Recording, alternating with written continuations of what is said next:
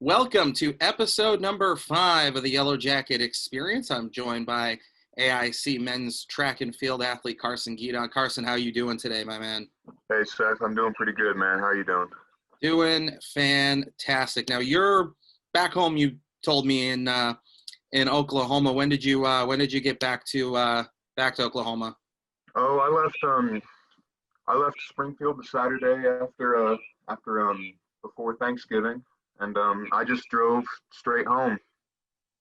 Just kept on going. That's a heck of a ride, isn't it? It's got to be like I think it was like 1,600 miles. I looked it up. Yeah, it was about 1,700 miles. Oh, geez.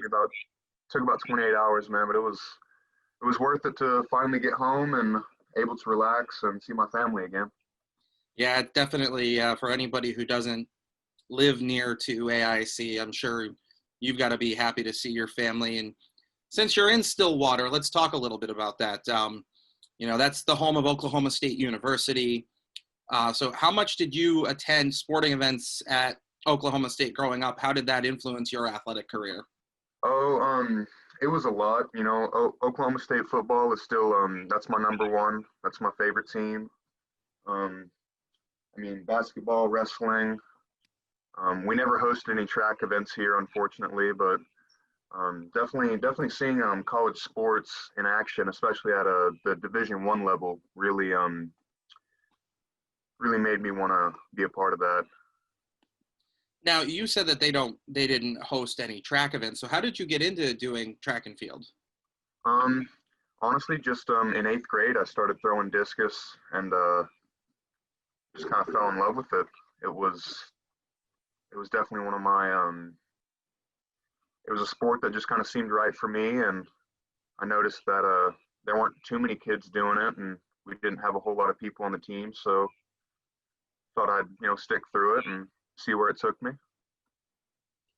Well, that makes sense, and it's an opportunity, certainly. Were Yeah. there any other sports that you played when you were younger that you liked? I mean, you said you went to a lot of football and basketball and wrestling matches. Yeah, I played a little bit of football. I only played for about 2 years. It really wasn't my thing. Um,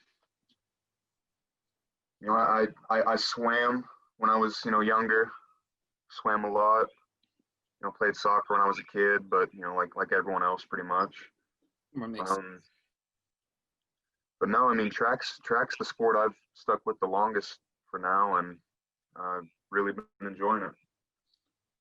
So we've already kind of discussed like the distance that you had to travel. How does a kid from Stillwater, Oklahoma, end up in Springfield, Massachusetts? Like, what was the point of contact with Coach Mayo? Oh, that's a pretty funny story. My dad is actually from Jersey, Oh, okay. and his father had a vacation house in Chester, and his next door neighbor, and I don't know if you know this man, but was a Dr. Rich Holtzman. Okay, the name is familiar. Yeah, he was the dean of the I believe he was the dean of the graduate school here for a few years, Yeah. and he was his next door neighbor. Oh, wow. Yeah, so pretty slim chance of me running into this school, but we found it. And so it wasn't even Coach Mayo at all initially. It was Mm-hmm. it was Not Dean. initially, no. And did he put you in contact with Coach Mayo? And once he found out you were a Yeah, once once I got once I got accepted, um, I was talking with Coach, and he's talking about we need some throwers, and how we just and how like you'd be a great member to the team, and I just showed up first day of practice. Been there ever since. just serendipity then, completely by Hmm. accident. Yep. And here you are, having been now going into your 4th year with the team. I think a lot of people maybe don't understand training for track. I think people, and especially people who think of like the runners, it's just, oh, you just must go out and run. Obviously different for you as a thrower, but can you maybe take us through what a typical practice session looks like for you in terms of how you prepare yourself for a meet? Yeah, so basically for practice, it's a lot of exercising. A a lot of drills, a lot of, just circuit exercises, a lot of explosive type stuff, a lot of plyometrics and jumping. And really it's a lot of getting into shape. These, just because, you only spend a few seconds in the circle doesn't mean that, that you're, not a great athlete or anything like that. There's a lot of, so it's a lot of technique. It's a very slow process, throwing, getting better, fixing things, finding out where you need to do, like where you're struggling in the throws can really kind of dictate what you're doing for your training. Like, so if you're having problems finishing at the end of the circle or at the end of the throw, it's like, you can do more, you got to do more drills for stopping, or, you got to focus on your balance so you stay in the circle at the end. And it's just so many different factors that I feel like nobody else really sees. But I really would compare it to just about anything. It's just like pitching, in baseball. Like, you do it over and over again, and just kind of all you do. It's funny that you say that, because I was just about to say it's got to be like a pitcher, instead of just going in the weight room and trying to get stronger to be better. A lot of times it's about the mechanics and about the flow of things, not necessarily just physical strength, but technique. So it's an apt comparison. It's like you read my mind. Scary place to be, I'll tell you that. You're going into your senior year, if I'm remembering rightly. Do you have any particular goals for yourself in addition to whatever goals that the team might have as a whole? I want to PR all the time. That's always a goal. I definitely want to throw with a certain caliber where I feel like, I have no regrets in any season. I want to throw to a point where I can be happy with it. Maybe score some points. Maybe break a record here. But yeah, I mean, the goals, like, unfortunately with track, like the goals are kind of, they're kind of just there. It's like the goal is like the next thing to do. It's like the goal is to throw further, to run faster, jump higher. Right. But it's like it really just kind of, it's a very like scientific sport. So it seems like your next step is already is right in front of you almost all the time, and you just got to go up there and take it. And that makes sense. It's not like hockey where you're dependent on everybody else. I mean, when you're in that circle throwing, it's just what you do. Yep. So do you feel like that makes it harder or easier? Like, because on the one hand, you have no help, quote unquote, but on the other hand, you're totally in control. Yeah, I mean, that's that's a double-edged sword.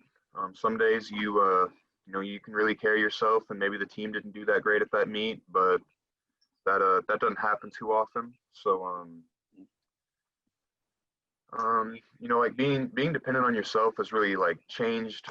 It's changed sports for me mentally a lot, because it's like, well, I have this team, all these great athletes, and obviously I want them to do as best as they can, but at the end of the day, the only person who's going to make me do better is myself. So there's definitely kind of a distance between like the throwers and like a lot of the other guys. A lot of them don't really understand it.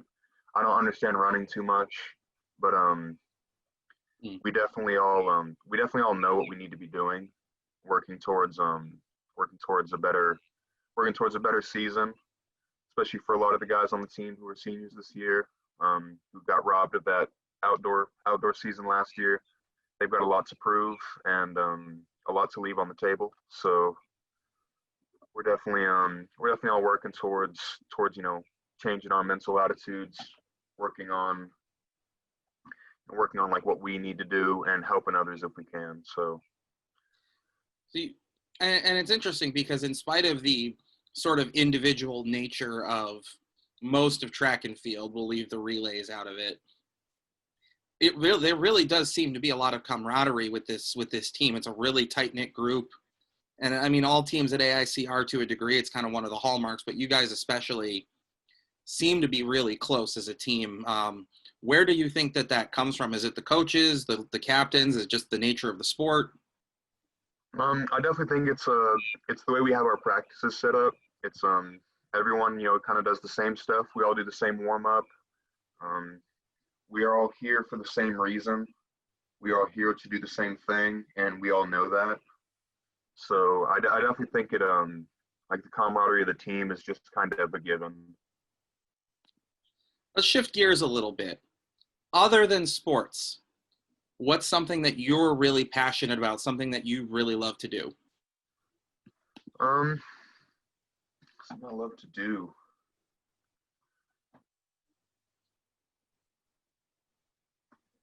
It's a tough one. I mean, yeah, it is kind of like you said, like not sports, and I was just like, well, like I play disc golf a lot. That's a sport, but I mean, I like to hunt. You know, I'm fortunate enough to be able to hunt while I'm up at school and when I'm home. So that's always fun. That's something I have a lot of passion for in terms of wildlife conservation and Makes sense yeah. from where you're, especially from where you're from. Yeah, yeah. Oklahoma. It's such a different culture down here, Seth. Oh, If you ever can, you got to come down here, get yourself a nice steak, and mingle with some of the good people. So, listen, I am always here for a nice steak. That is never going to be a problem for me. I will tell you that, my friend. Disc golf. mm-hmm. Okay. That, I mean, is that you obviously you're a thrower. Is that Yeah. just like a natural extension, or how did you get into that? I mean, that's yeah, it really was kind of a natural extension, like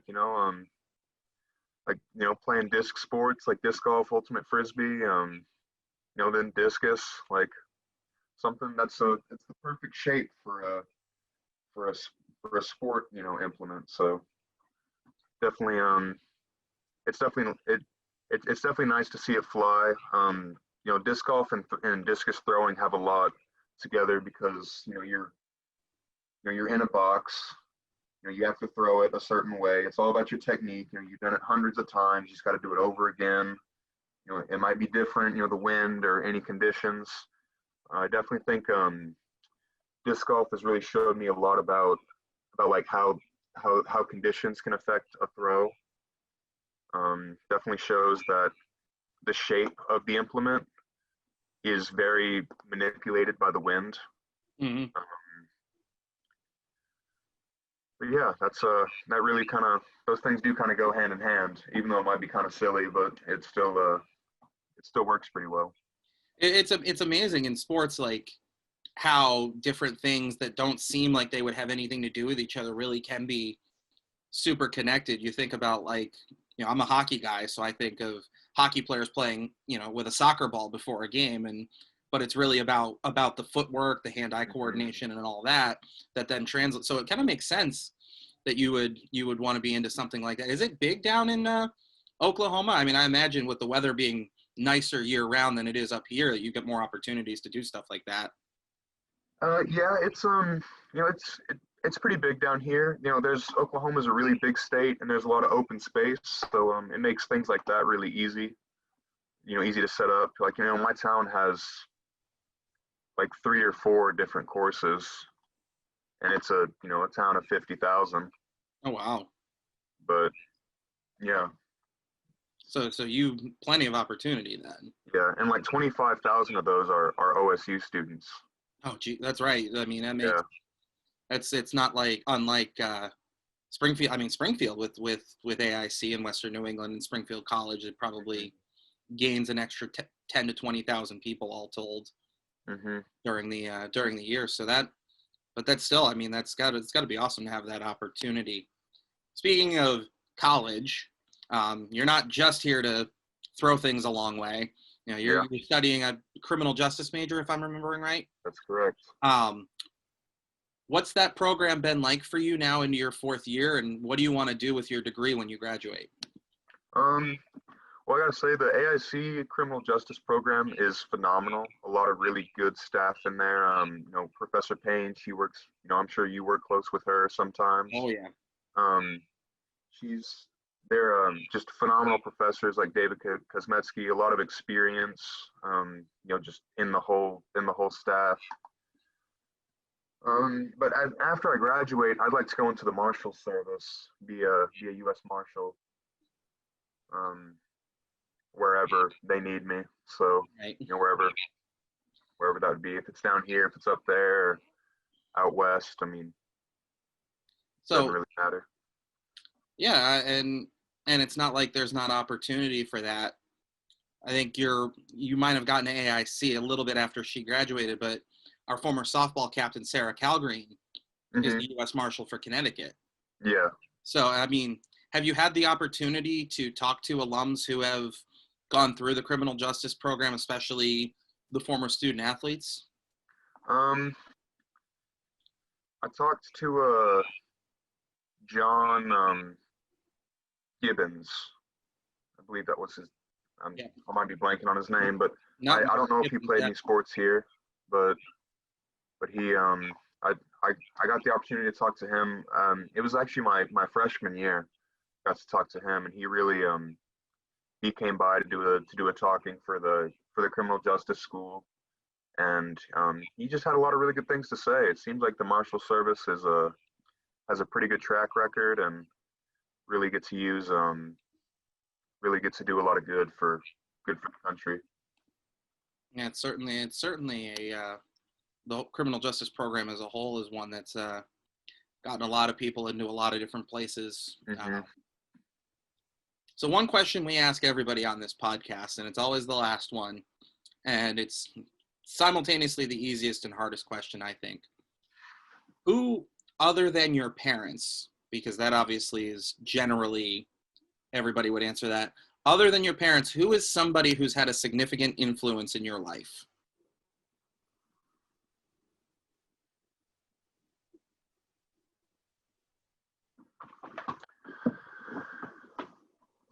My junior year of high school, I had I met a thrower at OSU, and his name was John Currian Carey, and he went by Currian. Yep. And he was this big white dude with like big long Shaun White type hair, except it's blonde. He looked like Thor. I mean, big dude. And he actually showed me a lot about the discus. And then after we kind of became closer friends, he invited me to his Bible study, and we became really close at the circle, and then we became brothers at the Bible study. And he really did have an impact on my life. He taught me a lot about how work you do as an individual reflects who you are as an individual. He was a carpenter. He built furniture. I just thought that was the coolest thing ever. After he graduated the same year I graduated high school, and he's doing like geothermal engineering now. Oh wow. I mean, I haven't seen him or talked to him in a while, but he was just one of those guys that really had a big impact on my life, and showed me a lot about the discus and just about a lot about like being a man and um, you know doing what you need to do, and just how to have fun, all around good guy. But yeah, that was him. That's John Curry and Carey. That's 828 Woodworks. That's his company. Sounds like a good person, especially at that age, to get to kind of work with and look up to, and Mhm. in a lot of different ways. So that's awesome. Yeah. Carson, thanks for coming on here today doing this. A lot of fun. Oh man, thanks for having me, Seth. Appreciate it. Carson Gedon, our men's track and field team. Hopefully we'll get to see them compete at least this spring. Watch Carson throw things a long way. And thanks once again for tuning